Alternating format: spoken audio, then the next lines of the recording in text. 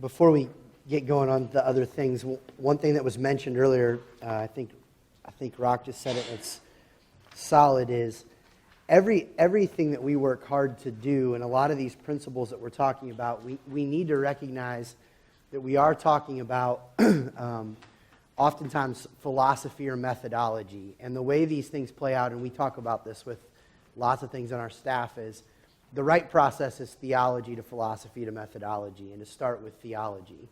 And even in a little bit, something I'm going to show you, one of the things that we do, and when you see it, it'll make more sense, is we actually have taught our staff the theology behind the philosophy on these things that are going on. And so even this statement earlier of make sure that you're preaching like there are lost people in the room is a statement of there's a theology behind why that is.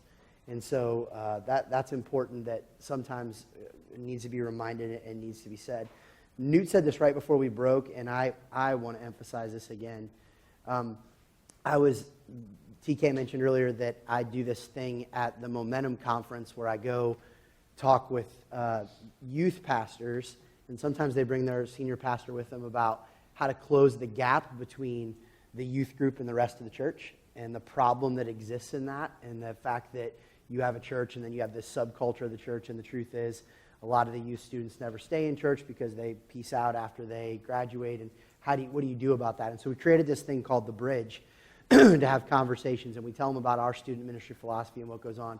Well, this particular year, I did it, and there was a group, maybe 3 or 4 youth workers and a youth pastor from another church, and they were leaving the room, and they didn't know when they were leaving the room that they were walking past one of the student ministry leaders from my church. And she overheard them say, that works for them, that'll never work for us. And she said to me, they've lost before they've even tried.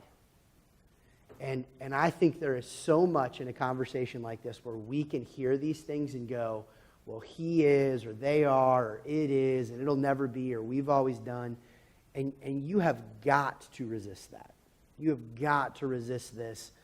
You know, Newt said earlier, but not, or we can't stop. Stop saying everyone's no for them. Stop saying the change won't work before you try it. Oftentimes, the truth is the change will work. It's just going to require change in leadership, and you got to do the work. So don't quit before you even get out the door. I also want to say all these sound bites that I'm going through, all these sound bites have a story. They didn't just happen overnight. Like all these things that I'm giving you, these 10, 11 things I'm giving you, it's not like we all just woke up and went, oh, this is it, and we wrote it down.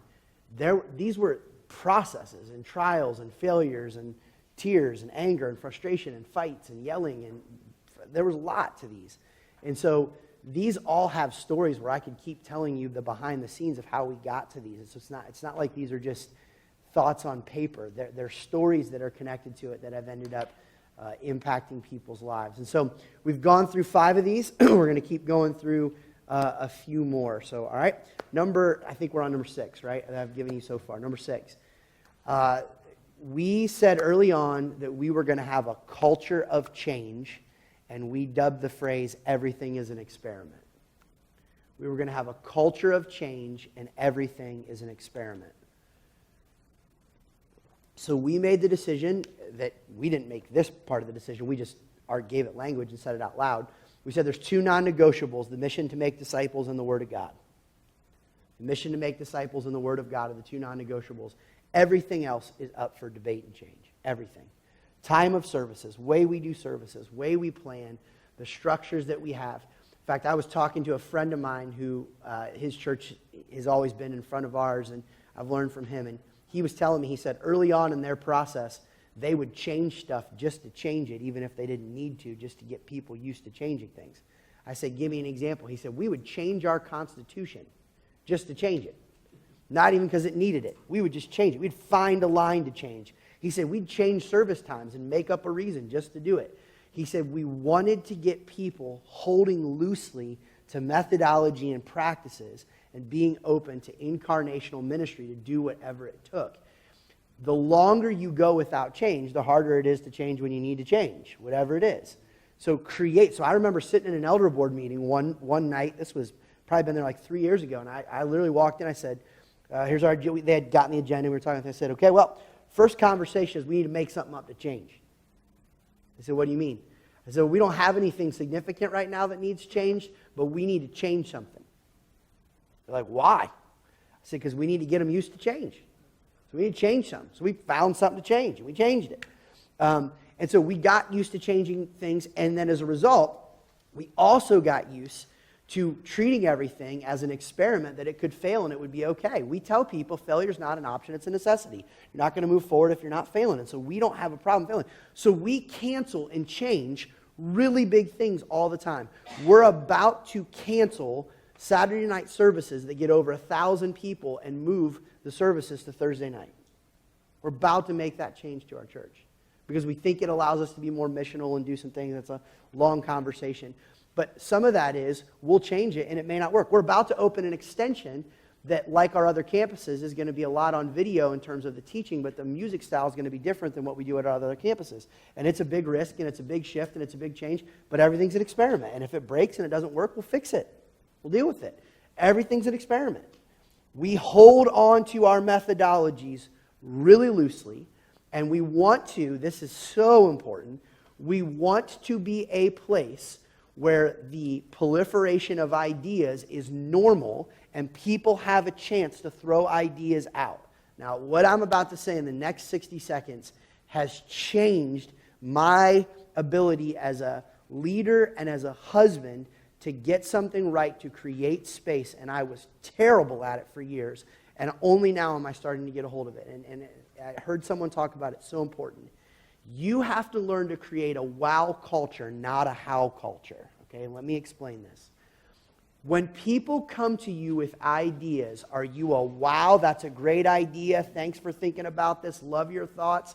Or do you shut them down before they've even left your office with all the hows on how it's going to play out?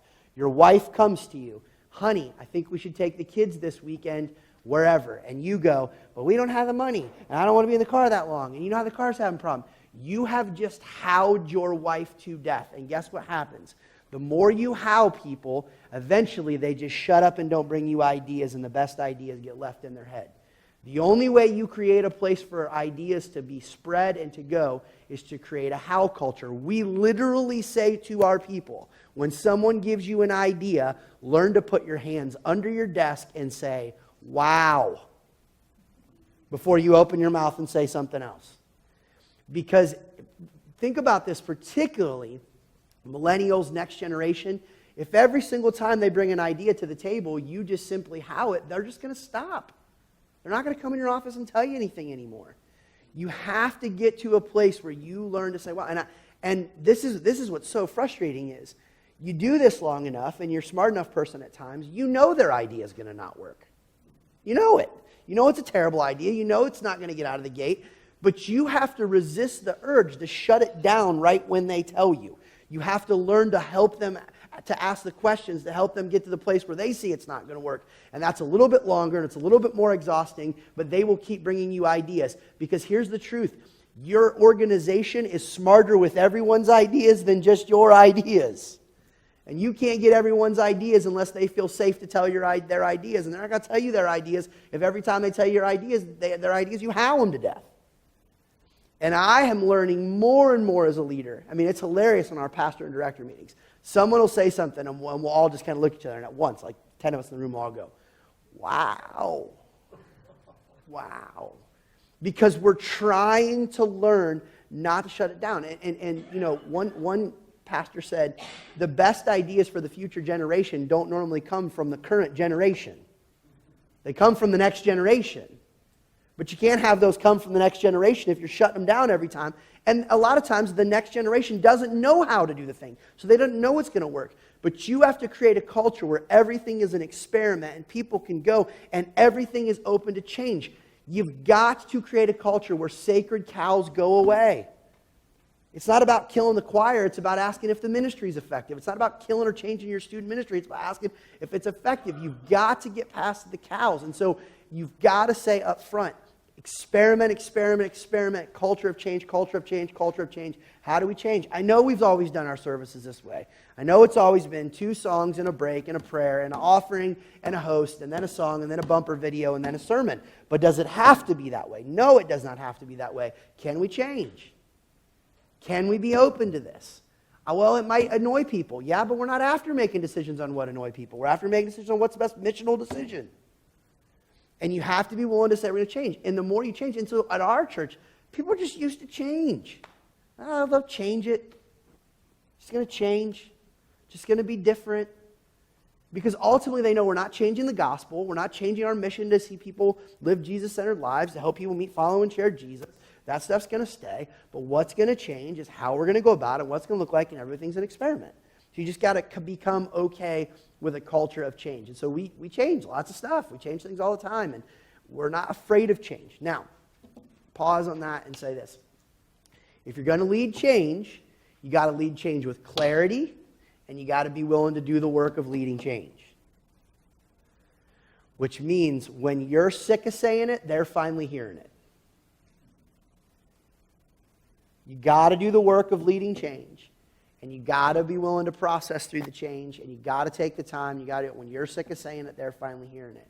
So change is not something that you meddle with and you take flippantly. And I mentioned this earlier. I think it's awesome if you're clear and correct. But it's really important that you're clear and you're transparent, because you're going to get it wrong. When you get it wrong, you just tell them you got it wrong, and you're clear about that and authentic about that, and then you navigate from that. So culture change, everything is an experiment. Create a wow culture, not simply a how culture. And then how do you make sure that you learn to transition the change? All right? Second one. This was so huge. There's a church in Columbus that is a really unique church. They do things very differently. It's a church some of you may have heard of called Xenos Christian Fellowship. It's a very, very unique church in the States, but certainly in Columbus for how it plays out. Xenos is one of the best churches, in my opinion, at mobilizing their lay leaders into discipleship leadership and really going after it. It's a very heady church, heady culture. They do some things that are very different, and there's some questions. They had an article on their website called something like 42 Reasons Your Church Will Never Be Like Ours. Well, that just annoyed me. I'm like, I want to know why that is. And so I read the article, and the article came out, and in the middle of the article, it said something that rocked me that I really wanted to get a hold of. It said, we take our best leaders in our entire church and we focus them on 2 groups of people, high school students and college students. And I heard that and I couldn't get it out of my head. I'm watching college students, kids go to college year after year and get the tar kicked out of them. I'm watching people walk away from the church. So I went to our elders. And I said, guys, I would like permission. At the time, there was no small group ministry when I got to our church. Started a small group ministry. It was growing, it was reproducing. I was leading a small group for other families like mine or for other adults. And I went to the elders and I said, guys, I'd like permission not to do a small group for adults anymore, but I want to do a small group for young adults. 18 to 30, they can't be married, they can't have kids. I want to do it. They said, great, it's yours. I did it for 2 years. I did it for two and a half years. Huge blessing, lots of fruit. Some of those young adults now are actually, some of them are in international missions full-time. Some of them are on our staff. Some of them are great lay leaders in our church. Some of them have fizzled out, but it was great. And then I said, I want to go even further than this. And so I asked the elders. We were about 2,200, 2,500 at the time, something like that. And I said, guys, I'd like permission to do a small group for high school seniors. So the elder said, what? I said, I want to do my small group. Instead of doing it for adults, I want to do it for high school seniors. And they said, okay. So my wife and I, for the last 5 years, have done a small group for high school seniors in our church. It is one of the best decisions I've made in ministry. Been phenomenal. It has changed my preaching because I know how they think and what they're after. It has kept me connected to the next generation in our church. It has seamlessly made it to where I am their pastor. It has mobilized the next generation in our church in a level that has been incredible. In fact, earlier this morning, I hadn't told them ahead of time, But we have 10 of those students that I've been in group with that go to this school. I texted them and said, hey guys, I'm in town. Do you want to go to dinner? I'm meeting 8 of them for dinner in 4 hours. I have a relationship with them. Wherever they go to school, I make sure they get to church. I text them. I check on them, pray with them, pray for them. My wife is involved with the life of the girls. When we've had crisis, it's been unbelievable. And what it has done to our internship program, to our residency program, and to the life of young adults in our church has been incredible. Do you have any idea what it's like that I'm a senior in high school and I'm sitting in a small group with a pastor of a church of 3,500 people? I'm giving them my life every single week for 2 hours. It's been amazing. Been super energizing for me and phenomenal for our church. And the byproduct was, once I started that, a bunch of our other leaders who were great leaders said that's the generation they're going after. So some of our best leaders in our entire church work in our student ministry and with our young adults. And it has changed the life and health of the young adult population in our church. It's been absolutely incredible. And I wish I would have done it sooner. And here's what's happened. I've given the spiel that I just gave in the last 4 minutes to a bunch of lead pastors. And a bunch of lead pastors in different cities have started to do it. And they're all coming back telling me the same thing. Wow, I wish I would have done this. And some of those guys are 60. Some of them are 50. Some of them are 40. And I'm telling you, the millennial generation right now longs for mentorship, longs for people who they can ask questions and be honest with, longs for people who will be guides and coaches with them. And they're probably not going to ask, and you might not seek it out on your own, but if you will create a space where you can do it. It's been said recently that the new cool is warmth. The new trendy is warmth. It's invitation. It's opening up your home and opening up your life. Crazy thought. It's what Jesus did. I know, it's radical. Insane. We should do life on life, I know. But I am telling you. And so my elders, they're fighting for me to keep this in my schedule. To be able to pour into students, pour into young adults, and have access to that. And so our attrition rate of young adults who leave our church, it's minuscule compared to what most churches would have. Because I'm in their life. They literally can't get away. Like, I'll text them and yell at them. Where have you been? I know you. I don't see you. And so, over the last 5 years, it's like, 200 students that I've had access to personally to be able to be in their life. And it's been amazing. And then when our senior classes are so big, some of them are so big I can't do it all because it becomes like a mini youth group, we actually have an application process for them to be in my group. There's an application process. They got to commit to reading a couple books. They got to commit to being at the group so many times. They got to do some things because we just say we're not wasting our time with it. If you're going to do it, you're going to do it. So a couple years ago, I had a group of 21 there were like 42 that applied. 21 of them made. And it made some moms and dads mad, and we had to have conversations. And there were groups for those kids too, but we just went after it. And so you look at your student ministry, you look at your college young adult ministry, whatever it is, how many of it is, and I would ask you, as a leader in your church, are you investing in that group? It's a huge opportunity. They're making the most important decisions of their life at that stage. Who they're going to marry, how they're going to spend their money, how they're going to set up their priorities, what they're going to do. It's been unbelievable. And my wife loves it and gets energy out of it, and it's one of the things we do together. It's been great. It's been good for us. And so, loved it, been huge. So, best to the youth is the way I wrote it on my notes. Best to the youth, your best leaders to the students, to the young adults.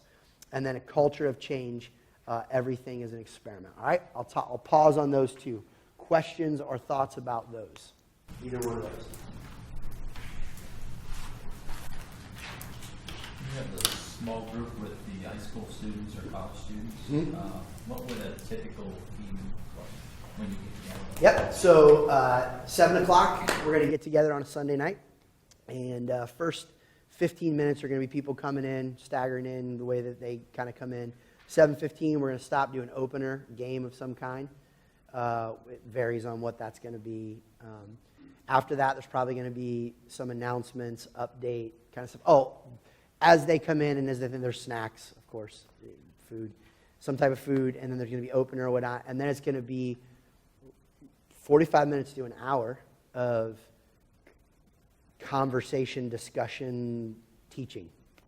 Depends how much I'm teaching it versus how much they're asking, but it's 45 minutes to an hour of that. Some prayer time. Either we break up, or I pray for all of them, or how kids pray, whatever it goes.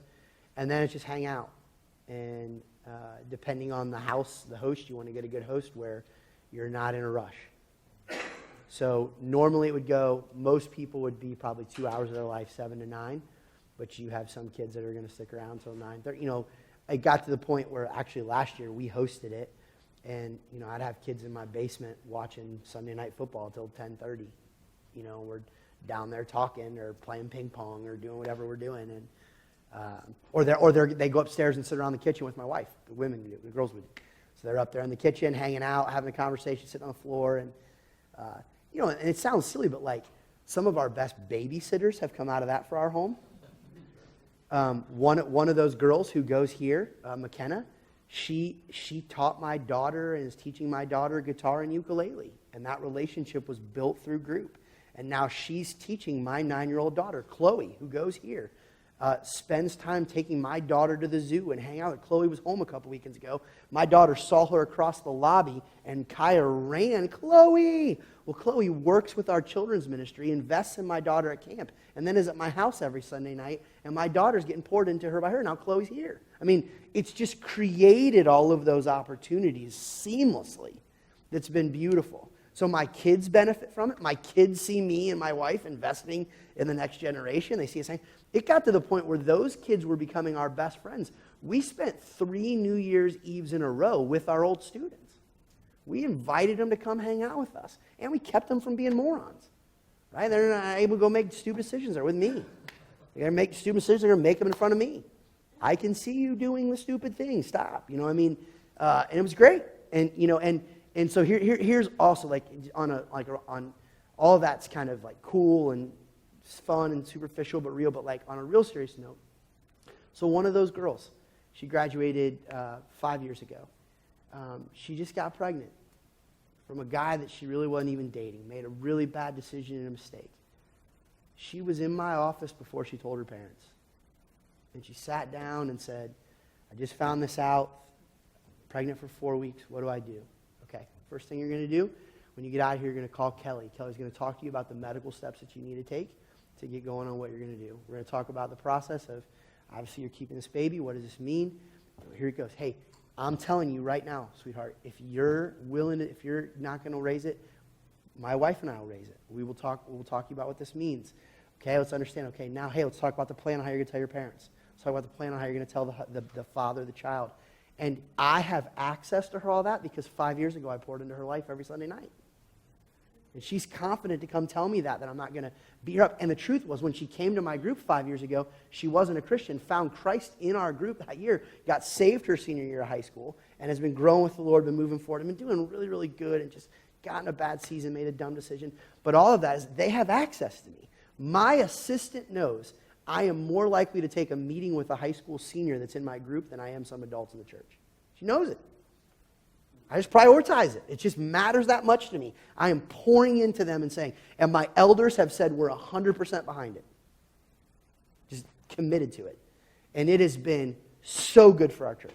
And again, it allows me to keep up with like, okay, what are you guys watching? What are you guys listening to? How are you guys thinking? What social media platforms are you on? How is that? It keeps me younger because I'm just connected to them every week. It's been phenomenal. I wish I had done it sooner. And I've yet to meet someone who's really taken it seriously and done it who hasn't come out with a really good experience from it. So, best to the youth and change. Any questions or thoughts you want to press into about those? When you talk about the wow versus the how, I guess how do you, like if you get somebody who you can see just has I don't know, some kind of thought that just it really isn't going to pan out. That's a dumb idea. Right? Yeah. How do you walk them through that? Yeah. So what I would do, you come in, it's a dumb idea, I listen to it, I do my best to go, wow. But so, for example, let's say it's they want to create an event for a children's ministry thing. I would look at them and I would say something like, first of all, I love that you are thinking about our children's ministry so much that you are coming up with ideas. That is awesome. It is great that you are taking the time and processing through it. Man, it is that kind of stuff that's going to get us to the next level. Thank you. Hey, I just want to ask, as I heard you say that, this is what I heard. Is that correct? Yeah? Okay. Have you thought about how you're really going to carry that out? And normally it's at that point that they go, no, or some version of no. And then I go, well, you know, I think it's important that you really think about the fact that you want to do that at noon on a Wednesday and all those kids are at school. Oh, okay, that's probably not going to work.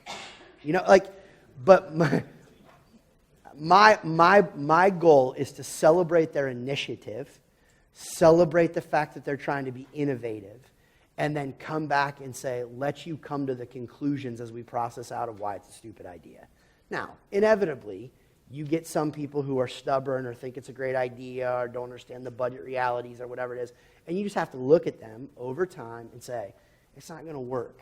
Like, we can't do a youth event at the moon. Like, it's expensive, right? You know, we can't do that. And so you have to say that stuff at some point, but what I don't want to kill is their creative spirit. I don't want to kill the initiative they took. I want them to know it's a safe place to bring ideas. And then sometimes if I can or the team leader can, we want to grab whatever nugget we can of that idea that would work and implement it. Because we just want them to feel like they contributed. So if the title of the event was great, but the event was stupid, maybe we'll use their title. You know what I mean? We want to figure out something that we can try. There's not always, not every idea my wife or my kids or I come up with is a good idea. Sometimes people need to how it to death. But my point is, don't lead with how. And I have for years. And here's the thing that makes this worse for me. One of my best friends, my mentor, says, and it's just true, I have a mode that I go into that is called lawyer mode. And that's what they call it. I didn't call it that, but they call it that. And I'm the kind of person that if you come in my office and you're going to fight for your idea, you better have more reasons for your idea than I have for my idea, or we're not doing it. Like, you got to be able to win the argument. Well, I'm pretty good at thinking on my feet. Well, the byproduct is people just quit bringing me ideas because they didn't want to get in the fight. They just didn't want to come in and be like, I mean, my brother, who's one of my best friends and one of our elders at our church, said to me one time, he's like, Keith, I don't bring that stuff up to you anymore because you can just win the argument. I'm like, what are you saying? He's like, you'll just win the argument even if somebody else's idea is better because you can just talk faster and louder. Like, well, we just stop. And what he's saying was, you're going to howl it with your brain to death before you're going to wow it and let people actually talk. And it's been super convicting. And I see it at home. My wife says, this is what, this summer we should do this with the kids.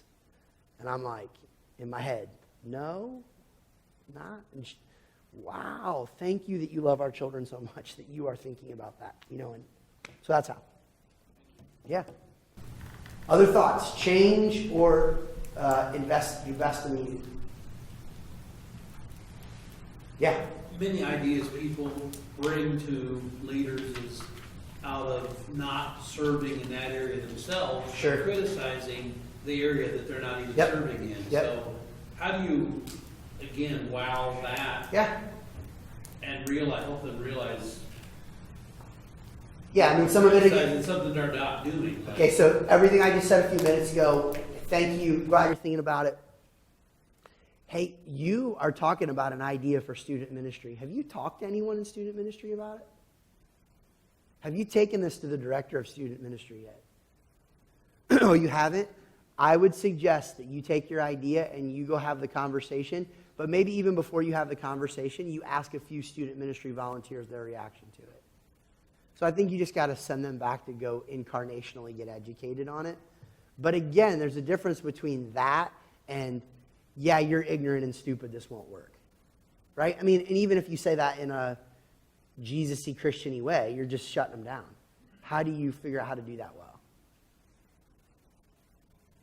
So I think you got to sometimes send them to go get educated. Yeah, man. Two questions. One, this girl that's pregnant, any chance she would name the boy Newt? I can text her and ask her. Well played. Second one, serious one. I'm sure when you inherited a church, those people didn't want to change anything. Yeah. Say something about where they trusted you, or they used to call it you earned ships by Yep. your love for them. Say something about the beginning, because now you're so visionary, they would respond to almost every idea. Yeah.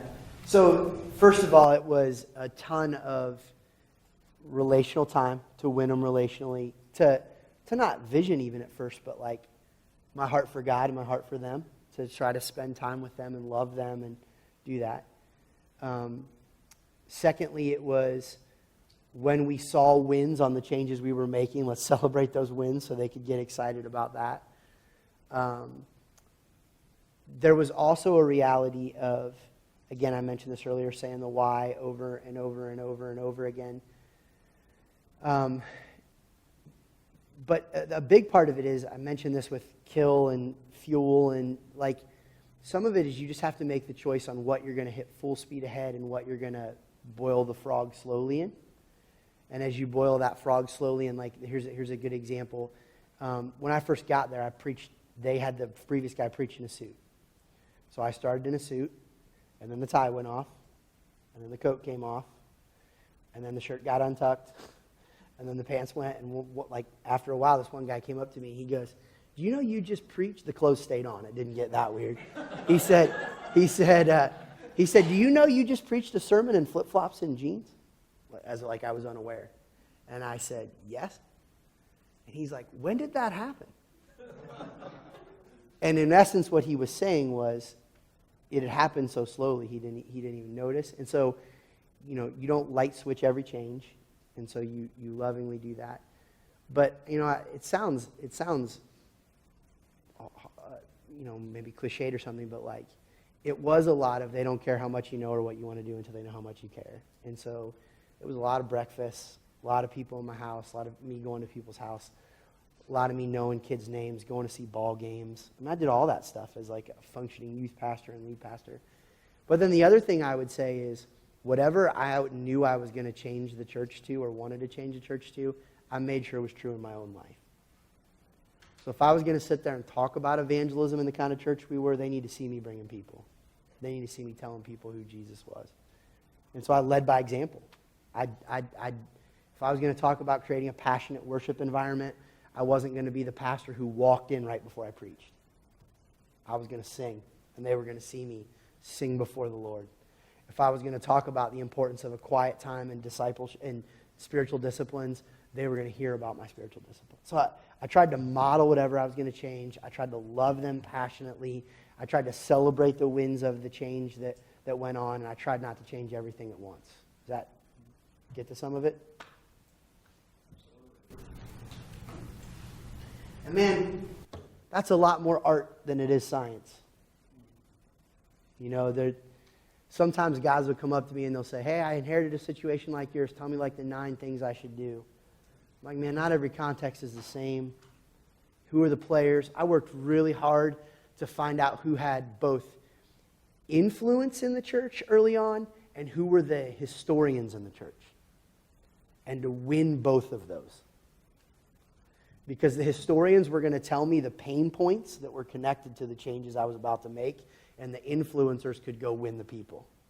And so I wanted to know that. So when we took over a campus, one of the first questions we gave our assignments we gave our campus pastor was, go find out who the historian is. Who's the guy who knows? So not long ago, that campus went from 1 service to 2 services. The historian, he went to him, our campus pastor, and he said, "Hey, we're really close to 2 services. Anything I need to know about that?" And the historian said, "Yeah, when we went to 2 services last time, it was bad. Here's why."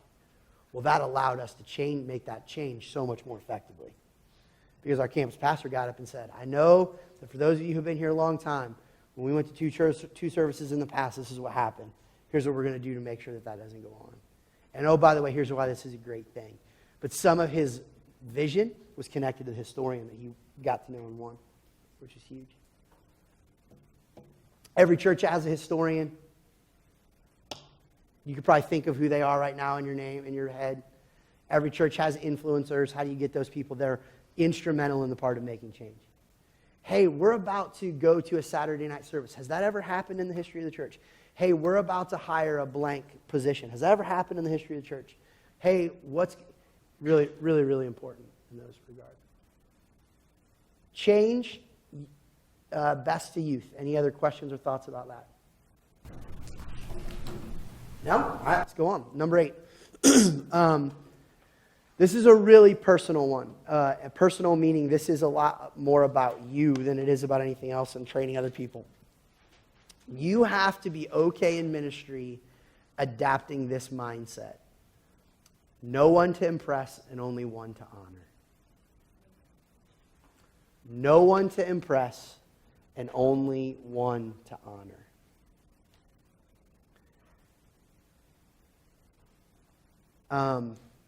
People say a lot of things about you, good and bad. And you have to learn to say that I'm not doing any of this to impress you. I'm doing this to honor God. And if I honor God, I can sleep at night knowing because I honor God, I'll love you. But I'm not doing this to impress you. One of my staff members says I have the spiritual gift of I don't give a crap.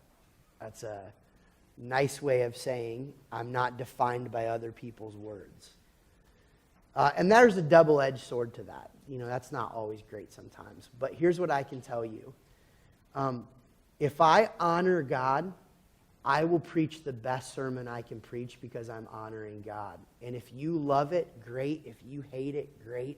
I didn't preach it because I was trying to impress you. And what happens with that is you realize you can't be defined by the people who love you and the people who are mad at you. I was saying this to Newt earlier today. Like, if you listen to the people who love you, you'll get a really big head and you'll be proud. If you listen to the people that hate you or that think your sermon was terrible, you'll be suicidal. You'll be depressed. And so the truth is, here's the phrase that follows this. This is critical. Learn from everyone, but be defined by God. Learn from everyone, but be defined by God. I don't need you to tell me my sermon was good or bad to feel okay about it. I need to know I honored God. And if I honored God, I'm going to listen. Oh, you thought I was too loud. You thought the illustration was too quick. You thought I talked too fast. I'm going to learn from that, but I'm not going to be defined by that. I'm not going to take what you say and let it kill me. And this is where this really, really hit me. It was probably about 4 years into the church, and it's a little longer than that because we had Caden. We didn't have Kaya yet. So it's 4 or 5 years into the church, and he was little, and Kaya wasn't born yet. And I was being a real punk at home. I was just in a bad mood. And Kelly finally said, she said, "What is wrong with you? What was your attitude about today?" And I was like, I don't know. And then I thought about it and I reflected about it. And here's what it was. I was mad that I had been marriage counseling a couple for 3 or 4 times, and they weren't listening. And I had met with them that day, and I had been giving them counsel, and they had been ignoring it. And I decided to take my frustration on their lack of obedience and fruit out on my spouse and my son at home. And I made a decision that day where I said, I'm not going to let anybody else's disobedience drive my heart. So here's the deal. I'm going to preach, and I'm going to do counseling, and I'm going to love, and I'm going to do ministry. And here's the truth. I'm going to do this time today. Like, I got to honor God. And what you all think of it, I don't care. Not because I don't love you, and not because I don't want to do it right, and not because I don't want to do it to my best, but I'm not defined by you. I'm a child of God. I'm more than a conqueror. I have peace with who I am with Christ. You could say this was the biggest waste of your 4 hours or the most insightful thing you've ever heard. And the truth is, neither of those would be true, and I'm not affected by it. I'm just not. Like, I'm going to get in my car and drive back to Columbus and do what I have to do either way. And if you think it was great, awesome, praise God. If you think it was terrible, tell me why you think it's terrible, and I'll learn from it, but I'm not going to let you define me. Because if you define me, I'm not going to make the decisions to be led by God the way I need to be led by God. The church isn't going to tell me how to feel about me. God's going to tell me how to feel about me. The Holy Spirit's going to tell me how to feel about me. And far too many people in ministry are far too concerned about what other people think of them. That's why they can't do what they need to do. If you're honoring God and God tells you to go untie a donkey, you go untie a donkey. If God tells you to speak the sermon, you speak the sermon. If God tells you to make the change, you make the change. And where the chips fall, they fall. And if we believe God is a God of provision, then He'll provide for us. But I don't want to live in a place where what I'm going to do is I'm going to worry about what everybody else thinks. I'm not going to do it. And so sometimes people say, well, that comes off as arrogant or pompous. That's not what I mean. It's not like I don't love you. I love my people. I work my tail off for the people of Grace. I care about them immensely and do whatever I could to try to help them. But I think the best way to help them is to listen to God. I think the best way to help them is to try to honor God. And here's the deal. If I try to honor God, I will love my wife well. I will love my kids well. I will love my friends well. I will love the church well. I will make decisions. I'll be forgiving. I'll be merciful. I'll be gracious. I'll learn to shut up. But I'm not going to live in a world where I got to impress you. I'm just not. So here's the truth. Like, I say really hard things from the platform. I don't care. I just don't care. And you're like, well, that's easy to do because the church was big. I said really hard things when the church was 50 people. I just didn't care. If this is the truth and if this is what I'm supposed to say, then I'm just going to say it. I'm going to say it in love and I'm going to say it in grace. But so here's the thing. Like, sometimes I'll meet with people and their ministry and the changes, and I'll talk to them and I'll say, yeah, you're not leading because you don't have the mindset that the only one you have to honor is God. You're trying to impress them. You're trying to please them. And pleasing people will end up in just constant frustration for you and for them. And so it's a place where I don't always get it right, and it's not 100% of the time. But I'm not going to live in a world where I have to constantly feel like I'm trying to do a tap dance. I'm not. And so I'm going to say what I need to say, and I'm going to learn. So I work really hard. I have people every service who review my sermons and give me thoughts. People go on Saturday night. A couple of our pastors, I meet with them. Our weekend services guy, they give me thoughts and they tell me, and I listen. And I eat. We say this all the time on staff: eat the meat, leave the bones. Eat the meat, leave the bones. Take the good stuff, understand it. Take the hard stuff, understand it.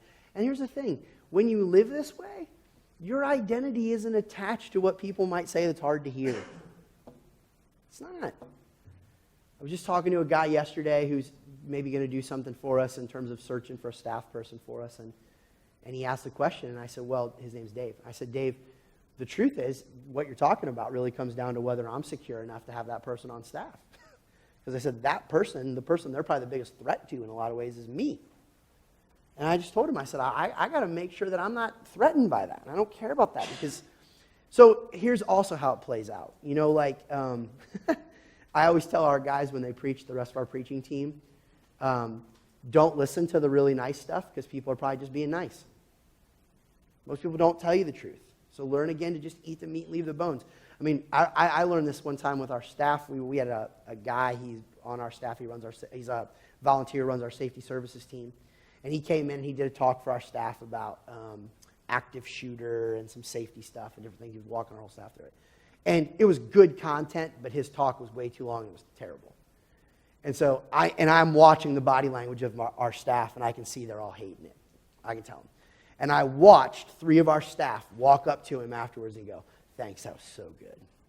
Thanks, that was so good. And I see the same thing happen with preachers all the time. It's terrible talk. Oh, it was good. Thank you, Pastor. Find someone who will tell you the truth and be secure enough to listen. And realize that you're not trying to impress anyone. You're just trying to do your best before God, and all you can do is your best. And here's what would you really preach a different sermon if you were trying to honor God than the one you did? No, you'd preach the one that was the best you could do. And if you didn't do that, then you didn't honor God anyways. So just say, I'm going to honor God, do the best I can. So that mindset, permeates into all the time things like this, okay? So here's a subtext to that. You're not your idea. So on our staff, you're not your idea. Best idea wins, you're not your idea.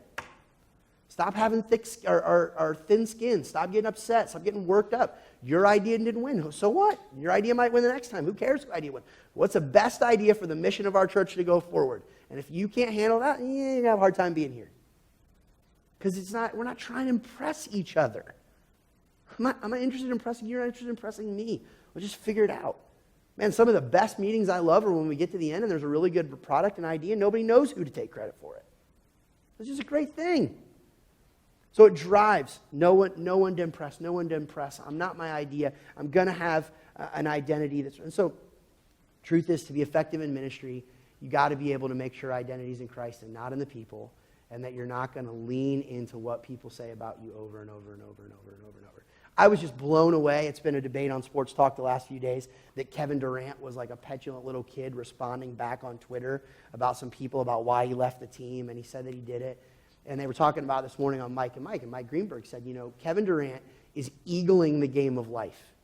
He's a bazillionaire who plays a sport for a job and just won a championship, and he's responding to some stranger on Twitter, which tells me that at his core, he is still deeply insecure.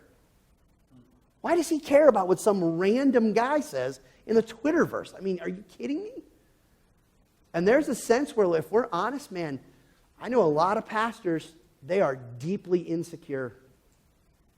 Their identity is not in God. And if they're not deeply insecure, the truth is they're worried about their paycheck. And you got to come to a point where you trust God and you say, I'm just going to honor him. And I know that sounds like an easy thing to do. It's not always easy for me to do, but I kind of live there. And I really work hard to create a staff that goes after that, and I go after that. Before I go to the next one, thoughts or questions or pushback on that? You've been in ministry a lot longer than I have. Tell me that's good or bad or crazy or what. Part about their opinions? Yeah. Oh, it's perfect. Same thing. I use the illustration on the same Sunday, my third year there. The first 2 years were a little rocky, with 200 people at least, who were mad the former pastor left. The one couple said to me, I was the dumbest pastor they've ever met. This was going in to the second service. That's helpful. I was going to go preach. Just dramatic, but it's exactly what you said. The next couple who did not hear them told me, he said, I was the best pastor and preacher he'd ever met. Yeah.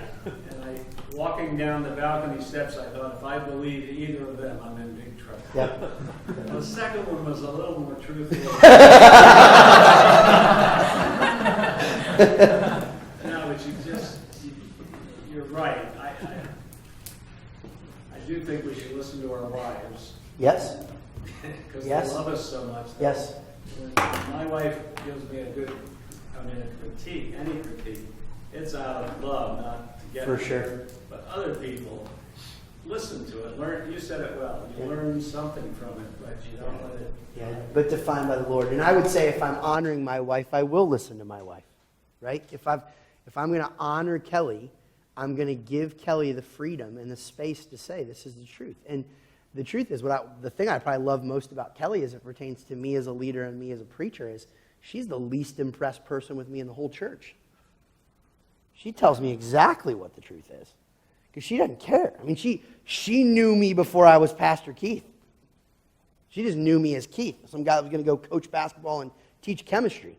She didn't know any of the other stuff. And so when I do the stuff and other people think what they think, she's like, no, in fact, it was so hilarious. I'm talking to my 9-year-old the other day because my oldest two are getting to the point where they're realizing they're growing up in a big church. Their dad's the lead pastor, and they're figuring that stuff out and kind of understanding it. So I was having a conversation with each of them separately in the car. They were not in the car at the same time, but separately, but both times driving, about, hey, do you guys feel pressure? Do you feel pressure being my kid? And what do you know? And Kaya says to me, she's 9, she says, yeah, Dad, some people think it's a big deal that I know you and people know you. And you're just my dad. And then she paused, and I was like, and she goes, and you fart sometimes. And I was like, okay. If that's where we're going to live, then that's a level of realness. We're good with that. And there's this sense where, I heard someone say one time, they said, the people that are closest to you never ask you for an autograph because they have something deeper than an autograph. They have a relationship. Well, Michael Jordan's kids aren't at home going, hey, Dad, sign my shoes. They get to have dinner with Michael Jordan. They get to hang out with, okay? The people that I want to hear from the most about that stuff, they already have access to me to say it. They're close to me. They're gonna tell me, where it was. I got done preaching 2 weeks ago, and I really work hard to not go from 0 to 60 in the first, 5 to 8 minutes of the sermon. And the bumper video finished, and we were a minute in, and I was preaching. I was preaching, and it wasn't good. And so we got done with the 4 o'clock service, and one of the guys who's on the staff who evaluates my sermons at the 4 o'clock, he came up to me and he said, bro, you came out. He said, you were at the 2:12 mark, and you were going. And I was like, yep, you're right. Hear you. But here's the thing.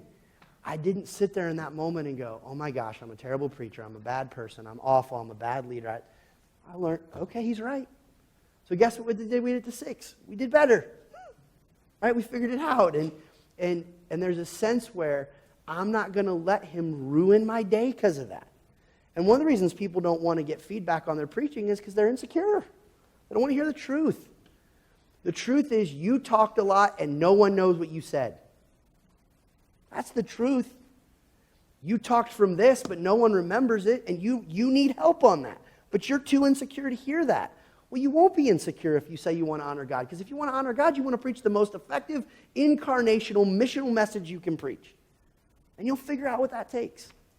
But you got to be willing to do that. And so we talk with our staff about that. Like, again, hey, are you okay making sure your identity is Christ and not the size of your ministry and what's going on and how that looks and how do you go after that? All right, we can come back to that one. Let's go to another one, all right? So best to youth, culture of change, no one to impress, one to honor. All right, number 9, I believe. Number 9. If you have a staff or if you get a staff, here's what I would say. Treat staff like the incredible asset that they are. Treat staff like the incredible asset that they are. And I'm going to give you some ways that we really think about that. We want to pay our staff what they really deserve. We don't just want to get them on the cheap. And, well, you're a big church. No, we tried to do that when we were small. We tried to pay our people what they deserved, and it was good. We try to create a culture where people love their job because we want them to be really, really excited about it. So we have a woman on our staff. She works 8 hours a week. Her title is Staff Care Specialist. Her entire job is to take care of the staff and help the staff enjoy their jobs. Here's a great example. We came out of all staff meeting yesterday, and she, during the end of all staff, had gone out, set up a little booth, had made homemade lemonade and cookies, and had them for all of our staff just when they came out of the meeting. Just as a way to bless us, take care of us, help us love our jobs. She's the one who throws our birthday celebrations for everybody's birthday once a month. She's the one who comes alongside to say, when there's onboarding, if it's a woman, there's flowers at the desk, or guys, there's a book of devotion at the desk. She is the one who owns all that. Why? Because I want our staff to be treated like an incredible. If you're going to run horses hard, you better take care of your horses. So we want to pay them. We want to have a culture that's good. We want to fire before we hire, meaning we're not going to settle. We're going to work really, really hard to hire the best possible people, do all the hard work. We're just not going to settle. We're going to work really, really hard to fire before we hire. And then once they're on staff, we're going to give them the resources and ability to be developed. So they have personal development budgets. We want to send them to counseling. We want to get them to conferences. We want to put them around other leaders. Something you'll see in a little bit talks about the value of teachability that we have. But we want to treat staff like the asset that they are. We want them to be good with their families. We want to really come alongside them. And then here's the last thing that I'm just going to say about that. Part of that means we're going to evaluate them honestly. So we have job review season.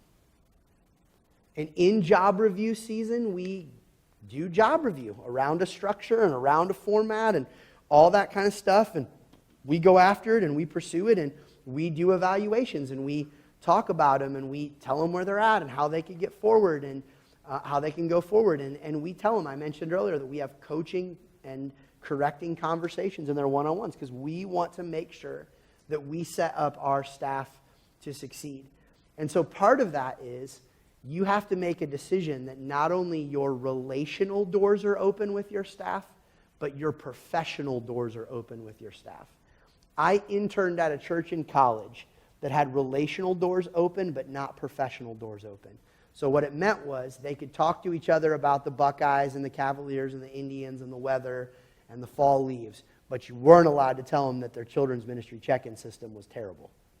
You couldn't evaluate that. You couldn't be honest about that. I'm not talking about being a jerk, but could you honestly talk to them in a way to develop professional candor? And so we say, man, we want our staff people to be excited and glad to go there. I do an onboarding training with our staff on building a culture of trust. We talk all the time about filling in the gap of trust. If you know who Craig Rochelle is, he just did a great podcast on this that I would encourage you to find, where he talked about when you hire people, give them the benefit of trust rather than making them earn trust. Fill the gap with trust. What does it look like to say, I believe the best about you? And that process has been really important for us as we figured out. And I mean, think about it. In every environment, what we do with disappointment and unfilled expectations says a lot. So the classic example I give is, it's a Saturday morning, your husband says he's going to go play golf. He goes and plays golf. He said it was going to take 4 hours. He left it. His tea time was at 8. It's 1 o'clock. He's not back. Every wife in the world has to make a decision in that moment what they fill their head with. Oh, he probably went to lunch with the guys. Oh, he didn't want to come home and cut the grass. This is the way that he always is. He never... Or maybe the course is playing slow. Maybe he got into a really good spiritual conversation. Maybe traffic's bad. Maybe someone needed a ride home. Maybe he had to help somebody. Maybe he got a phone call. What you choose to do in that moment is really significant. Same thing is true with your staff. Your report was supposed to be due at noon today. You didn't turn it in. Well, you know Carol. She's always late with reports. She just doesn't, because she's lazy. I saw her. She didn't roll in the parking lot until 9:30 today. Or maybe something came up at home. Maybe she had another obligation there. What you choose to do. And so we talk about, if we're going to treat our staff to be the best asset they can be, we're going to fill the gap with trust. We're going to hire before we fire. We're going to create a culture that they want. We're going to develop them, and we're going to pay them. And we're going to give them benefits that make sense. We're going to want, I tell our staff, not only do I want you to love your church and want to go to church here, but I want you to love your job. I want you to love your job. I want you to be excited about being on staff here. And we work hard to do that. Number 10, I'll give you this one, and then I'll pause for questions about these 10. We have language that we talk about what's called capitalize on step-out moments. Capitalize on step-out moments. What we want more than anything in ministry, right, is we want people to step out. We want a person to move from unbelief to belief. We want a person to move from moderately involved to deeply involved. We want them to step from not baptized to baptized. We want them to step from not volunteering to volunteering. We want them to go from not being on a missions trip to going on a mission trip. We want them to step out. We want them to go from not giving to giving. So we've made an organizational decision to say, how do we make the most out of every step-out opportunity a person gives? So here's one you might not think of, right? Student decides to go to camp for the first time. Well, that's a step-out moment for the family and for the kid. How do you capitalize on that? How do you celebrate that? How do you go crazy about it? Person gets baptized. Kid goes on a mission trip. They decide to sign. So all the way from what's the process when a person gives at your church to the first time? First time they give you their name and you get to put them in the database to the first time they step into a grace group, to the time they get baptized, to the time, whatever the step-out moment is, and they exist all over the place. How do you capitalize on a step out moment? What a foolish thing for us to want people to step out in faith all the time and then not to capitalize on that moment. So we did an exercise a couple years ago where we asked every department to list out the step out moments that happened in their department. What is that? Step out moment. First time I ever register my kid. First time my kid ever comes to everything. First time a kid goes to a certain event.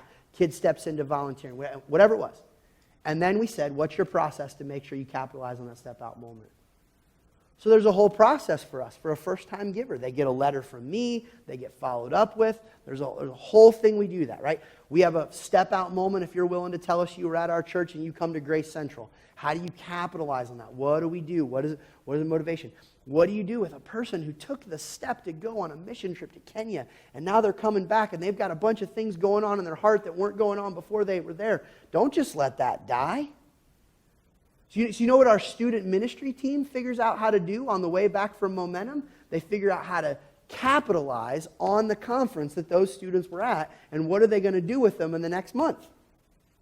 Because there's a bunch of things happening in those kids' hearts that probably won't be happening in 4 weeks. How do you get a hold of it in that moment? There's a bunch of things happens when Sally says she wants to get baptized. How do you step? Guy steps into leadership development of a grace group, and we don't think about it because we're leaders, but he's terrified. How do you capitalize on that? Man, Dave, thank you for owning our mission in this. Thank you for helping people live Jesus-centered lives by helping them meet, follow, and share Jesus. This is why I'm so excited for you. What can we do? Groups pastor comes alongside. How do I resource you? It's a win. And then after they do that first group, hey, Dave, how did the first week go? Anything we can do. But you're going to capitalize on every step out moment, right? You're going to figure that out. And if your church is small, well, then this is perfect. Figure that out now. Look at your church and the steps that you want people to take. And do you throw a party when they capitalize on those step-out moments? They're so, so critical. Think about what those are to you. I mean, isn't this what we want for those of us who are parents with our kids? We want to see our kids step out. And when they step out, we want to make a big deal about it. So in ministry, how do they step out and what do you do with that? And so that's been really important for us because it's helped us get better at the celebration thing. Because it allows us to celebrate the incremental small steps that people take because their life is the large amount of small incremental steps that they take. And so celebrate the incremental steps on the process that they're on. And so we really work to systematize and think through step-out moments in our church and what those are, and then to go after them. So here's a great one that we redid, baby dedication. Gosh, our baby dedication services when I first got there were a joke, and they were far more about this weird Simba moment for the children than they were actually about the gospel in anyone's heart. And so we just redid it. And now our baby dedication experiences are far more about the parents and what the parents are doing. And it's a big process. They've got to write family values. They've got to get someone to come alongside them to say what the goals for their home are. They've got to get someone to come and kind of stand with them and pray for them. It's a big Saturday morning experience that you come and you say you're going to do and you invite some friends and family to, but it is a discipleship step-out moment. It's huge. It's awesome. And it's more meaningful. It's more rich. And it's more good. And we weren't really leveraging it before. And so we went and we did it and we changed it and it got better. It's great now. It's awesome. It's so, so cool. All right. So capitalize on step-out moments or treat staff. Those two areas. Questions around those. Those two specifically. Questions around those. Yeah. May I please give a suggestion on a capitalize good moments? Yeah. I would say do baptism anniversaries. Every year, baptism. Like, everyone baptized 1 year. Please go on stage so that we can congratulate you. 2 Yeah. 3 years, 4 Yeah. years. Yeah. That's a really cool idea. Yeah. That's awesome. Other thoughts or questions about capitalizing on step-out moments and staff? Sort of take some structure to have somebody there to organize like some of those moments. Yep. I mean, that means we have to delegate some stuff like Yep. that big time. But again, Not numbers. think but- scalability of how that looks. So What does it look like if you're a church of 50 people and you had 4 people get baptized? You go to someone in the church and you say, here's what I would love. Would you be willing to make cookies and send a pizza to these 4 families in a week with a note that says, we are so proud of you for getting baptized, and we just want to tell you how excited we are about your faith. And here is also a list of 2 groups that you could plug into that would be great for you to take your next step as you keep moving forward.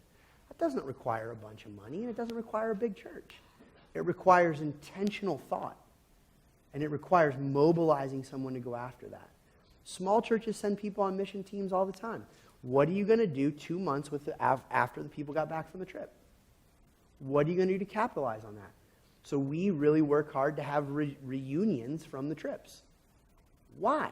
Because it's at those reunions where people reconnect relationally and reconnect to a lot of the things they were feeling and going after.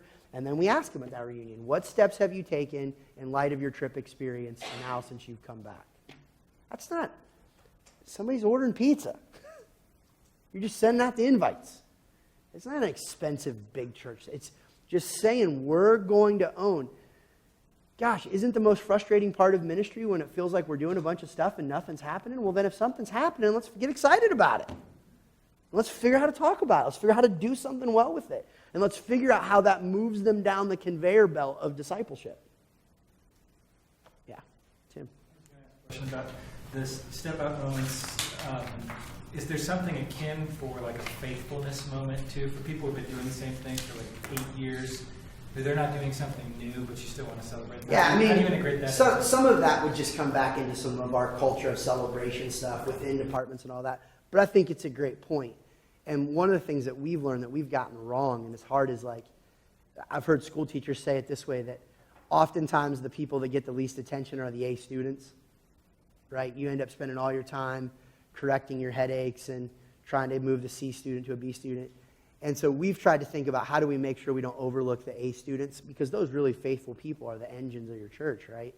And so volunteer appreciation, volunteer within departments, all that. But I think it's a great point to note that, like, sometimes the people that get left by the wayside, unfortunately, are the people who are doing exactly what you want them to do.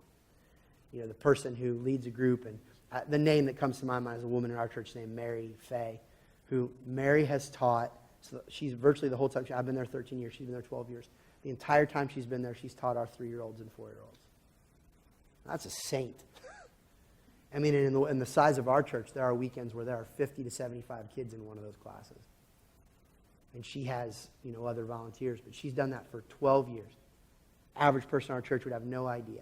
2 of my kids have gone through that, and she just does it year in, year out.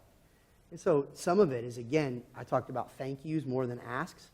One of the things I do, I really aim to do, is every single week I'm at church, I aim to walk around and say thank you to as many people as possible. And on the weeks that I don't preach, that I'm there, I go into rooms. I'll go into our cafe. Thank you, cafe workers. I just want to tell you, you're making hospitality here awesome. I'll go to the nursery room. I'll go to the toddler room. Thank you, thank you, thank you. We have lanyards that normally signify that a person is serving in an area, or they have a volunteer sticker like this because they check in. And I'll look, and I'll cheat. Her name's Lenora. Lenora, thank you for volunteering today. I'm just trying to get in a habit of saying thank you over and over and over and over again, because those people are the heroes. Another question. Yeah. You said you came up with a big list. I've heard you say before you like to share stuff that you have. Do you have this master list that would be something that, like, Master list of step out? Oh, so I don't have to create my own. I can ask. Okay. Yeah, I can ask. If you just contact me, you have my email, just send me an email, remind me, I'll ask. We did it by departments, and I'll see what departments can get it, because they were asked to do it in an all-staff, and then they figured it out. But yeah, for sure. Other questions about step-out moments or about staff? Yeah. A couple of questions or a couple of thoughts. When you have male and female that serve in your church, sometimes it seems like what a male will be paid versus a female will be paid. Mm-hmm. The male is the head of the home, the female, Yep. she has a husband. Yep. And when you're paying them, sometimes there's one may not feel honored Yeah. in that. Yep. The other question is, when you're talking about celebrating staff or celebrate them for the incredible staff that they are. So like, how does the pastor try to build a relationship with a woman opposed to a man? Sure. You know, because of counseling, because of maybe not feeling well. I don't want people to think something is Sure. up. Because we've had some in the past. There has been issues there, of course. So therefore, that whole thing can become Yeah. skewed. And how do you make your females feel honored and valued in the process? Being able to develop a relationship, Yep. healthy relationship. Yep. So, Yeah. what's your take on that? Yeah, so a couple things. One is we're going to pay the position what the position deserves. I don't care about their gender. So we're going to try to hire the best person we can hire for that role, and we're going to pay them what that is. And so we are really going to do our best in a fair market way to say, I don't really care if their spouse works. I don't really care if they're the husband or the wife. I don't care. Like, a worker is worth their wages. And this is a hard environment to work in, and this is a great environment to work in, but a challenging environment to work in. We're going to pay what that person deserves. And so we just do. So we have plenty of women who make more than men on our staff based on the position and the responsibilities that they have and what that looks like. On the other side of some of the male-female boundary issues and stuff, we have boundaries. We have cameras in all of our offices and all of our building for protection of everybody that record and keep and track. We have a rule that you can't meet with anyone of the opposite sex without another person in the building. And so if I'm going to meet with a female staff member by myself, then my assistant has to be there or someone else on staff has to be there, and we're going to figure that out. I have had female direct reports, but there's real clear lines. Like, I don't go in a car with them alone. I don't eat with them alone. Those are not just me, but staff rules. But we're also going to treat that person as a fellow co-laborer, and we're going to develop them the same way we would develop anyone else. So there's a really talented lady on our staff named Nicole who reported to me for a while, and I did all the things I would do with Nicole that I do with Tim, who reports to me for what her job made sense within the boundaries that I wouldn't have with Tim. Tim and I could get in a car and go to lunch together. Nicole and I would never go to lunch alone. So those would be some things that we would take, but I'm going to give her every right to every opportunity she deserves to be great at her job. I don't know if that helps or gets at it. But, so we're going to work hard, and from an HR perspective, to not segregate out our decisions based on gender that way. And we're also going to make sure there's real clear boundaries of what interacting with them looks like. Same with counseling. You're not allowed to counsel anyone in the church alone, opposite gender, all that kind of stuff. Staff or step-out moments?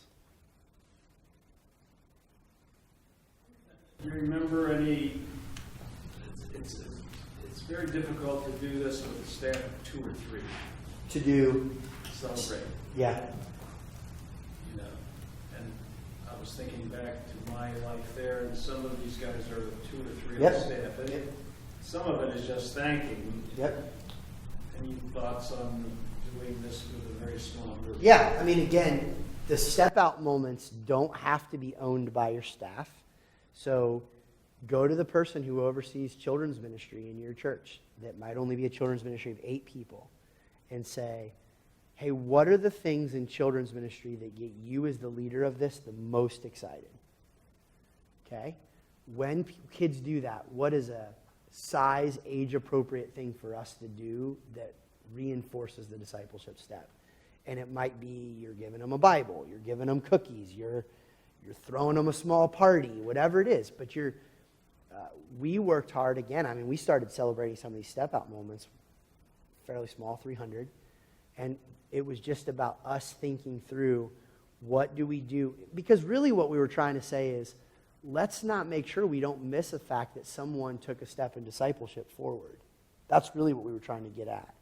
And part of that is because, by way of an illustration, in ministry, this is where the person is, and this is where we want them to go, right? And we spend a ton of time freaking out that we can't move them from here to here, and we want them to move from here to here.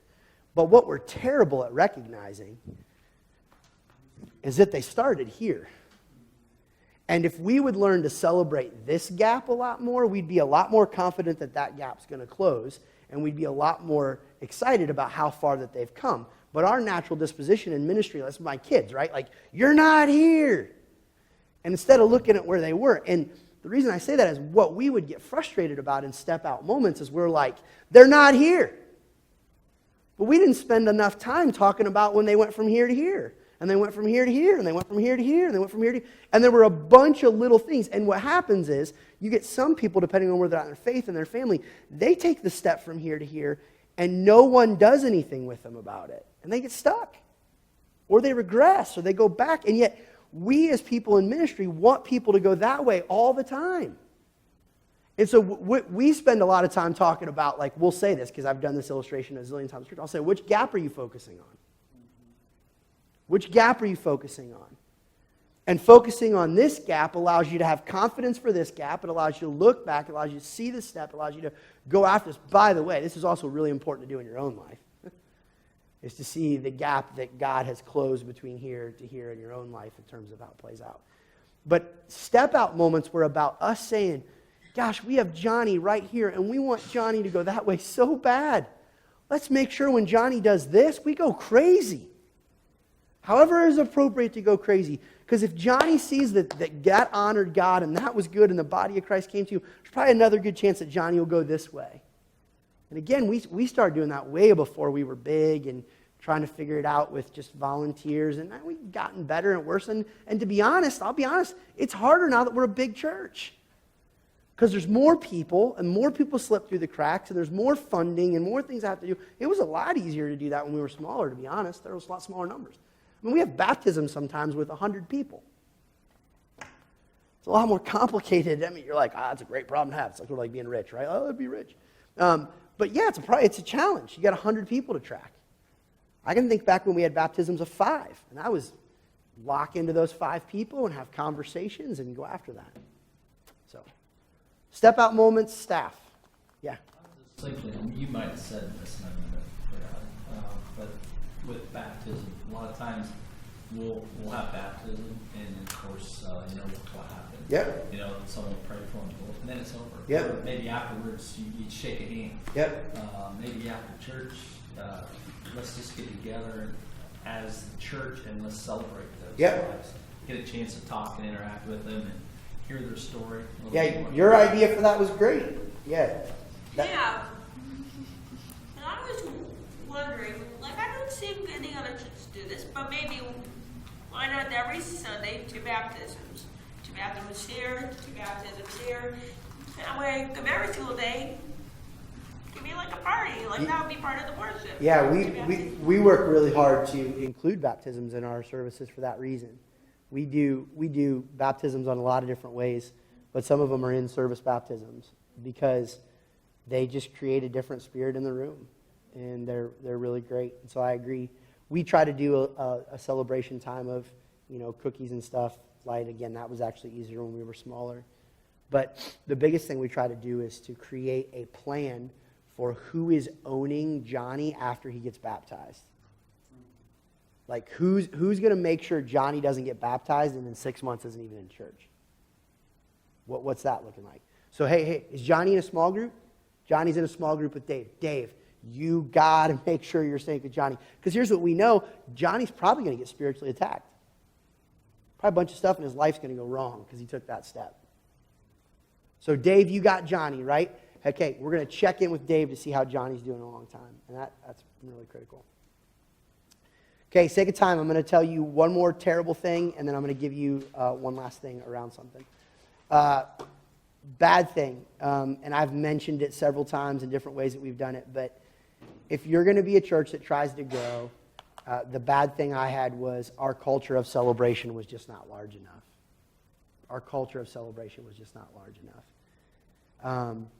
And maybe even a better way to say it was we would critique things in the name of making them better before they were even done. I can think of an event. We had hundreds and hundreds of people come to this event. We hadn't even finished loading the trailer to be done with it. And we had the list of like 15 things that needed to change on it already. Now, the 15 things we wanted to change, we were correct. But it was so disheartening to the people that pulled it off. We're not even out of the parking lot, and we've already got how we want to kill it and change it, you know? And that was a microcosm of something that was really unhealthy for us, was we just didn't learn to come alongside the victories before trying to make them better. And I would say there's that extreme, and then I would say there's the other extreme, which is everybody celebrates everything even if it's terrible. And you got to avoid both of those. So not over-criticizing and making sure you build a culture of celebration. And then on the other side, not under-evaluating. And here was an example of how this played out on a personal level of staff with me that I realized it's not just institutionally I need to get better at celebration, it's personally. We had a graphic designer who worked for us. Her name's Sarah. Her husband's on staff. But she was on staff at the time, part-time. She was an amazing designer. She's great. Graphics, T-shirts, she's great. And she said to me one day, I said she had done a new sermon series graphic, and we were looking at it and talking about it. I was giving her some feedback, and I walked away from her desk, and I noticed her body language change. I said, Sarah, are you okay? She kind of put her head down, and she said, can we go to your office? And I went to my office and shut the door, and she just started crying. And I said, Sarah, why are you crying? What's going on? Is everything okay with you and Randy? What's going on? And she said, do you like me? I said, what? I said, I love you. She said, no, do you like me? And then she said, do you think I'm a good designer? I said, Sarah, you're an incredible designer. Our church is partly where it is with your design. And she said, yeah, I just don't really know how you feel about me sometimes as a designer. And what I realized in that moment was most of the time when I was talking to her, I was giving her feedback about the changes that I wanted rather than celebrating what she did was great. So very rarely did she give me a great design and I say anything other than go with that. I didn't say that was amazing, it was so innovative, it was so great. But a lot of times she'd hear, oh, it's this. Can you make it more blue, a little darker, whatever? And so the only words she was hearing from me consistently were negative words. And I just wasn't good at that point of processing. She wanted to hear from me to some level. I'm in her corner. I believe in her. I think she's a great designer. And that was a really pivotal moment where I realized, man, if you're going to push people with evaluation, you've got to create that culture of celebration on a personal level, on a public level, on an institutional level. And for a long time, I just assumed everybody's like me, which is no bad news is good news. And that's not true. Some people need wind in their sails differently. And the larger we've gotten and the more we've got staff, the more I'm learning how to give wind into people's sails that for a long time I just didn't know how to celebrate. I was just really bad at it. And I wasn't bad because I had malice in my heart, and I wasn't bad because I was mean, or I wasn't bad because I just wasn't doing it. And it was unhealthy, and it wasn't good for our people, and it wasn't good for our staff. And Sarah, she doesn't work for us anymore. She goes to church. Her and Randy adopted a son, and she's a friend, and I'll see her sometimes, and I'll tell her, I'll say, Sarah, thank you for that moment that day in my office. That really helped me as a leader in a really big way. And we'll joke about it now. And I just realized that I needed to be better at that, and it was a huge miss. And so here's the thing I would say. Don't just think about that with staff. Your key volunteers, what do they need to hear from you? Where they just need to know you're giving them wind in their sails, and you're coming alongside them. And so a big miss for me was I didn't find ways to positively put words of affirmation in people's bucket. It wasn't a culture of celebration enough. So critical, so much forward movement, and healthy critique, not critic, healthy critique. but still not good enough. All right, last thing is connected to this that I'll have you grab these and look at these. This is something that we have established over time that has been really, really helpful in the process of our church. And so if you're writing down, this is number 11, and for us, we would call it creation of the code. That's number 11, creation of the code, and it's the last one. You're welcome. Creation of the code.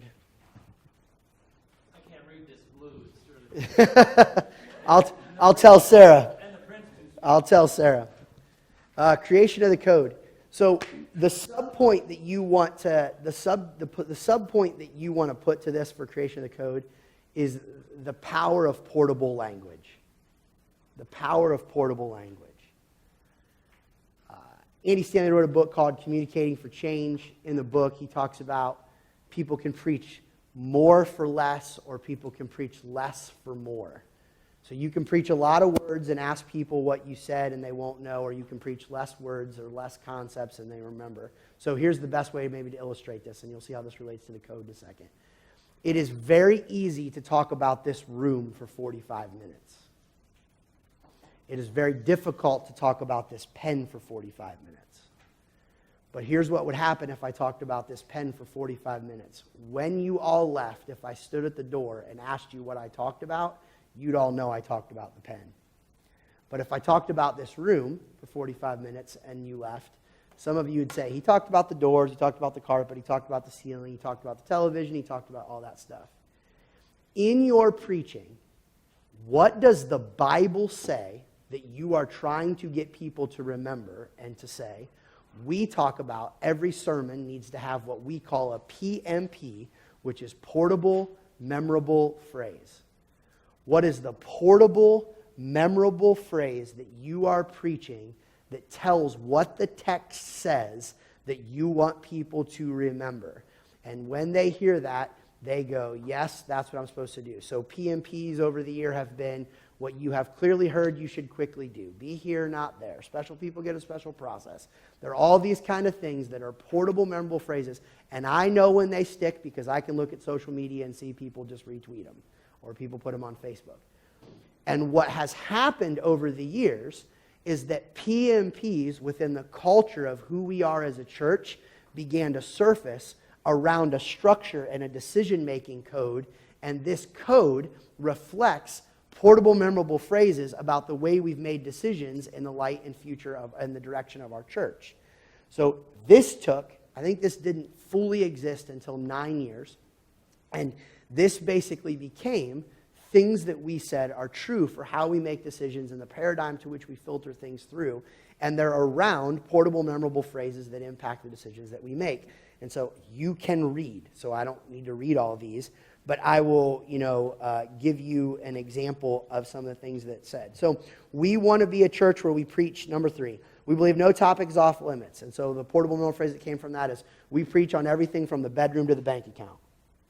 What we were saying was discipleship is all of life, and we're going to talk about it. So you come here, you're going to hear a sermon on sex, and you're going to hear a sermon on money, and we're not going to apologize for either, because they're part of following Christ. And so we just said, and so what we learned was, this is a value of ours. We have a value to talk about everything in discipleship, talk about everything that it means to follow God.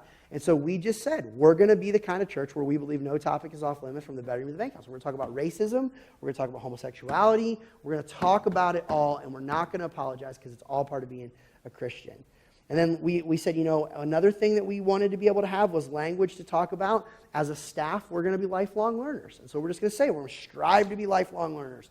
All of that's going to be in there and how that plays out. And so if you were to talk to our staff, you would hear them say that these things drive why we do and how we do what we do. A really clear one with that is number 5. We approach weekend services with an open house mindset. In other words, we assume non-Christians are coming and we think about them. You treat your home differently if you have guests than if you don't have guests. Right? If I was coming to your house for dinner, you'd probably clean it. You'd probably make sure there's toilet paper. You'd probably make sure there's something for me to drink. And you would go through all that stuff because you are having a guest. we assume non-Christians are coming. And so we prepare the house for the non-Christian to come with the open house mindset, which informs something I talked about earlier, right? Preach as though there's lost people there. Well, why do we preach as though there's lost people there? Because our code says we create weekend services with an open house mindset. Now, if I came to your house for dinner, you wouldn't just feed me, you'd feed yourself too. So we're going to feed the family, but we're going to feed the guests. We're going to feed everybody. But we're going to assume they're coming. One of the things I think a lot of people do, and this relates to the preaching, is they think that they want to have a church where non-Christians will come, but they don't actually have an open house mindset at all. I remember reading an article about a church that said, we care deeply about lost people. We want to see lost people reached. And so every single week, we sing a song. We sing the same 2 songs to start our service. And everyone who's a regular attender in our church knows that the second song we sing, when we start the second verse, if you're a regular attender, you're to sit down. And the only people left standing are the guests. And they said that was their approach to being warm to guests. And they literally would say, once they sat down, it's obvious you're a guest. What's your name? That is not an open house mindset. It's not what you do. It'd be like me coming to your house and going, hey, I had you over. Would you go cook your own dinner? It's not thinking of the other person.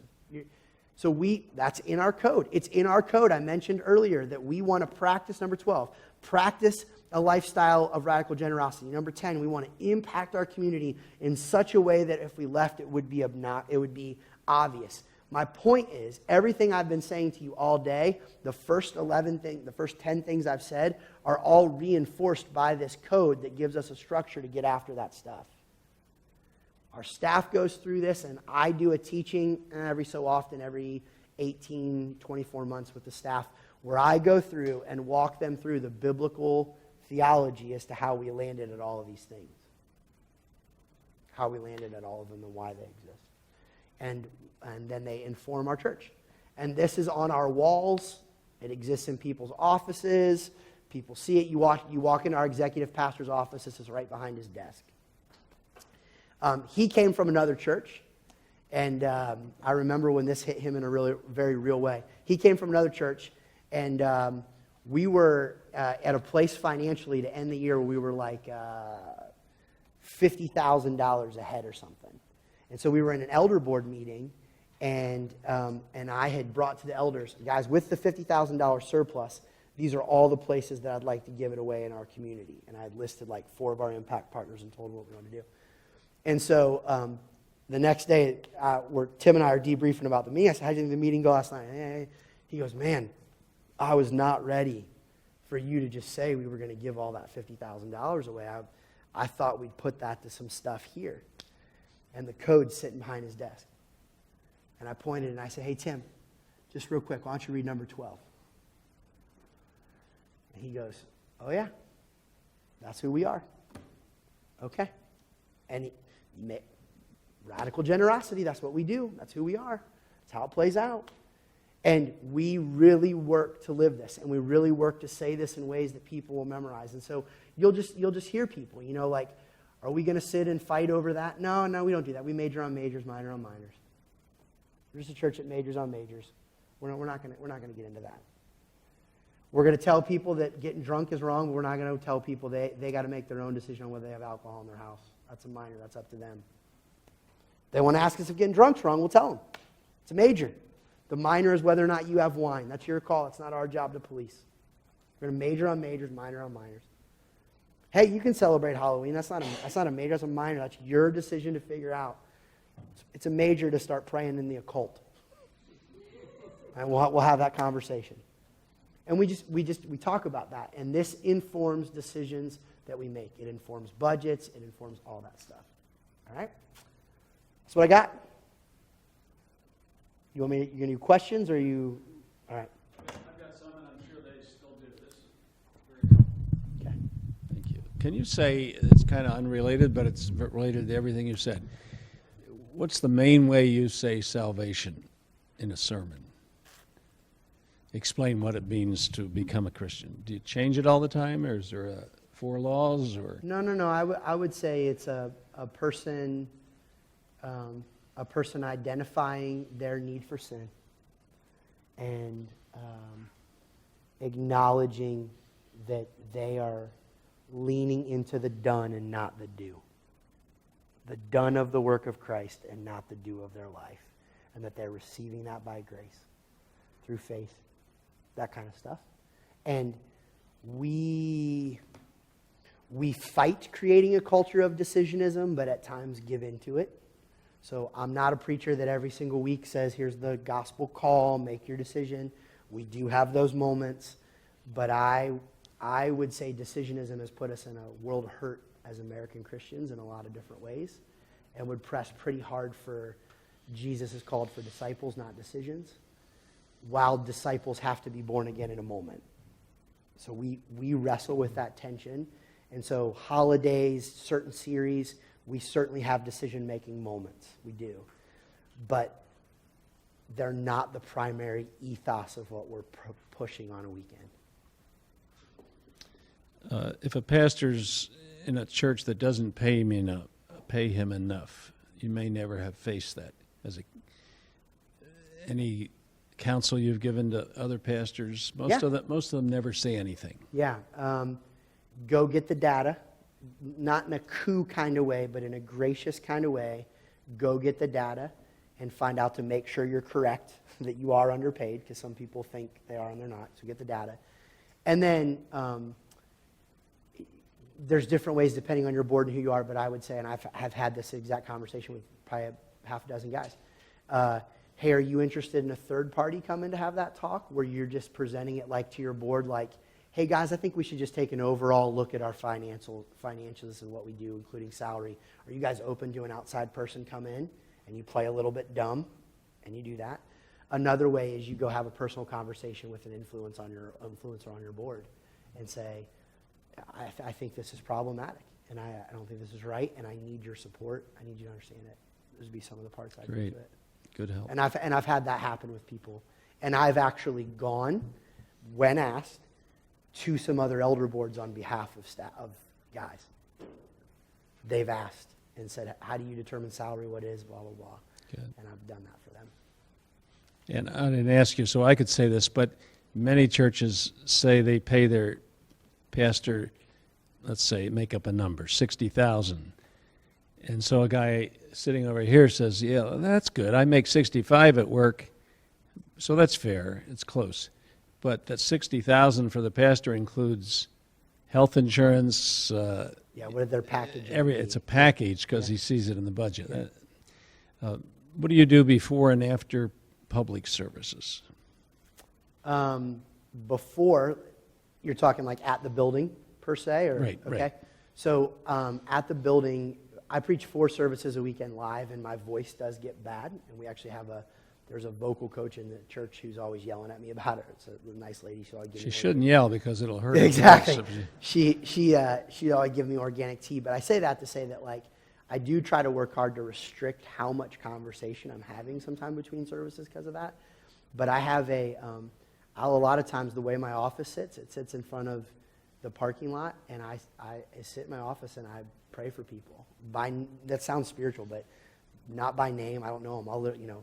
Girl in the red dress, God help her with what she needs. That family right there. Or if I know them, I'll sit and I'll do that before services, before most services. After services, I go out, if it's nice, just outside of the door.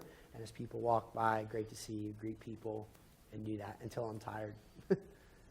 But I'll normally try to be seen before services for about 5 to 10 minutes, and after services for about 15 minutes. But before that, I spend time praying for people as they come in. That's what I try to do. Great. Just a thought, because I'm older, if the girl in the red dress is coughing on the way, and you can say from up front, someone here has a cough. Prophetic healing service. Yes, I like right. where you're going. Staff reports to the people they report to on Yep. paper. Yep. Do they any kind of reports on paper or one-on-one? They have to do a self-review during their review process that's on paper, that's kept, and it's documented. But different departments do it different way. Like if you're asking if every person has to do like a written out report each and every week, no. but they are certainly accountable, and some departments do them in different forms. It's very much up to the department head. Great. If a staff member said to you, how many hours do I have to work a week? We tell them you should probably expect 50 when you come on, if full-time. Any questions before we close with thanksgiving to God and to Yeah. Keith? You said you preach 4 times? Yep. Do you have anybody else that preaches? We do. We have a preaching team of about 5. And this year I'll preach basically 38 times for over 38 weekends times 4. And it's not always that way because every once in a while they'll, if I'm going to go out of town on Sunday and I was there on Saturday, they'll play the Sunday one on video. But roughly 38 weekends times 4. Then there's 4 other guys who rotate on the teaching team. So it sounds like you do the major part. I do. Yes. Primary. I'm the primary teacher at Grace. Yeah. Top conference you would suggest for leaders, pastors. Two podcasts maybe that you listen to regularly. I know you mentioned Craig Rochelle, and then top 2 books that have been helpful for you in the past year. Yeah. Great book that I've recommended a few times right now is it's called Generation Z. It's about really understanding the millennial, post-millennial generation. And really what it does is give a commentary on a post-Christian America that I would just highly recommend. This really, really good. I read it a while ago, but Gaining by Losing by J.D. Greear. Really good book about the importance of creating a sending culture in your church and being a culture that's not afraid to give people away and what that looks like. Next Generation Leader by Andy Stanley is a must-read, in my opinion, in terms of understanding some really basic leadership stuff. Those would be 3 off the top of my head. I could give a lot more. I'm a reader. I believe you should read 15 minutes a day outside of your Bible time. You'll be amazed how many books you read in a year if you do that. Podcasts. If you're talking like leadership podcasts versus like a preaching podcast, but I'm going to listen to Tim Keller. I'm going to listen to J.D. Greear. I'm going to listen to Andy Stanley. I'm going to listen to Matt Chandler. Jeff Bogue, Mike Lee. Those are some names of some guys that I would consistently listen to in preaching. I like to approach preaching a little bit like, I don't know what it's like, but eat the meat, leave the bones. What can you learn? What's there?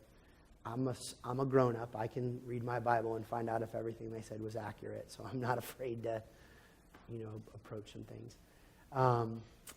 Conferences, a great conference to go to, it's every other size. It's called 101. It's a Villages conference. They open up their staff to where you have access to them on all their ministries, and it was really, really good. You look under the hood at that. North Point does the same thing, but it's a little bit overwhelming because of their size. I feel like 101 is actually a little bit easier to approach. I think from a leadership capacity, the one-day Catalyst stuff is always great. Really, really good resources that you can get for stuff like that. Those would be some off the top I'd recommend. It's called Next Generation Leader. Yeah, he also wrote a book called 7 Effective Ministry Practices. It's very, very good. We do periodically books as a staff, everything from the Lencioni to we've done Scazzaro, we've done, and then we've even done some non-Christian books. We've done like some Daniel Pink books and Jim Collins books, and recently we were just going through some Lencioni stuff that our executive pastor was leading us through. And I didn't say this earlier, and I should have said this, Newt. I want to be as accessible to anyone in this room as I could from a resource perspective. If there's anything that our church has that we can give away, we want to do that, from volunteer forms to books that we've read to onboarding material, that if you contact our church, I will make sure you get with the right person. And